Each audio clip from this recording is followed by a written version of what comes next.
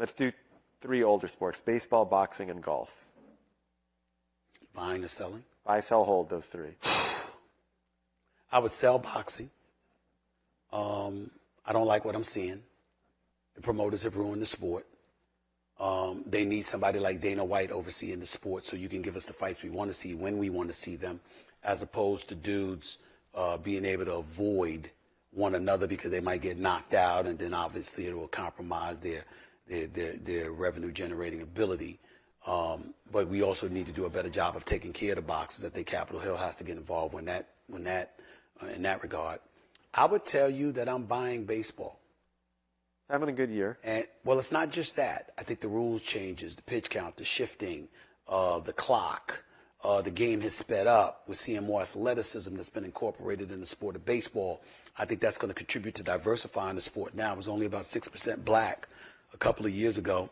It's crawling up, but I think that you'll see more athleticism coming into the sport. I think that's important. And what was the other sport? Golf. You're holding golf. Golf. Look, I know Tiger Woods was there. And I understand it's a meritocracy and you got to be able to play. But there is nothing about golf that says to me I'm invited. Nothing. I mean, it costs a boatload of money to be a member of a club. You understand? You got to buy your golf clubs. You understand what I'm saying? You're losing balls all the time. They ain't cheap.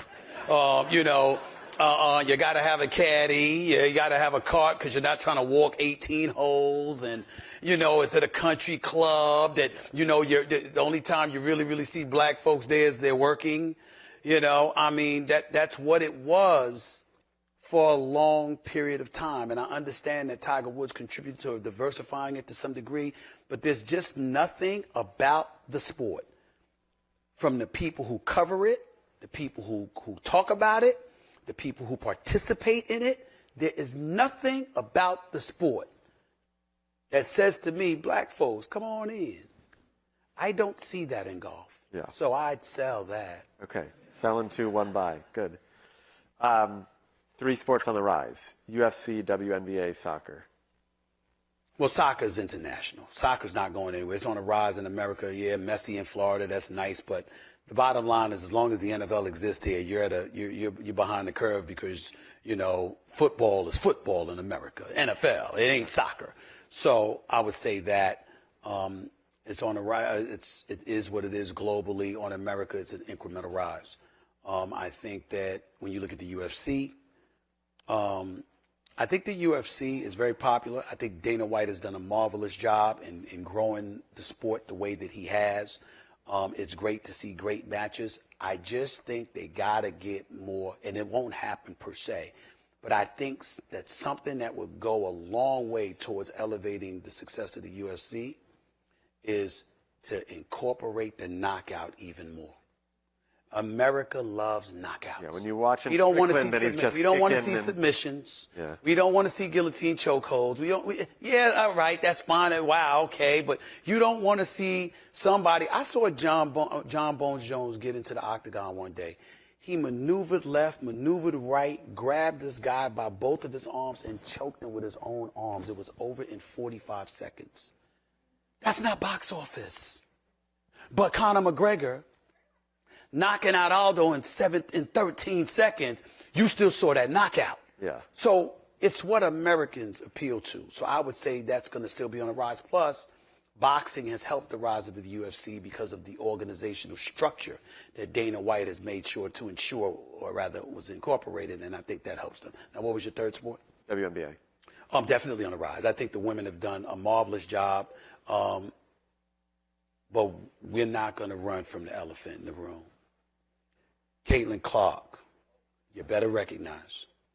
Average 17,000 in attendance at home, 15,000 on the road. Attendance increased by 319%. Merchandise sales up like 450%. Not most, not all, but there was some jealousy. There was some resentment, and it's very, very understandable. You've got sisters that were in the WNBA that toiled through that terrain, that bust their tails to be the best that they could possibly be and uplift the sport, and couldn't get the notoriety, couldn't get the television coverage, couldn't get the media coverage, couldn't get the sponsors and advertisers bought in, couldn't do any of that. Well, you know something? Caitlin Clark changed all of that. 2 weeks on the job, she had him on chartered flights. 2 weeks, okay? Attendance soared, WNBA draft ratings, opening night ratings on ABC, et cetera, a rising tide lifts all boats. Magic Johnson and Larry Bird were champions. But when Michael Jordan came along, they said, yo, this brother different. And we gonna ride this wave because that benefits us all. I think that a lot of the ladies with the WNBA were slow to get to that point. And that's what hurt them. But I think they're here. The ratings for the playoffs have been great, but nothing like Caitlin Clark. She is a galvanizing force of nature to be reckoned with, and I think that she has done wonders and will continue to do wonders for women's basketball. I think it was stupid for Team USA to not have her on the team, because you should have had her on there, because she would have blew up the popularity of the sport globally, which would have assisted in the sport growing even more. And I think that that was a missed opportunity, but I don't think it's going away. It shouldn't go away. And I think the WNBA is going to be here to stay. Okay, well,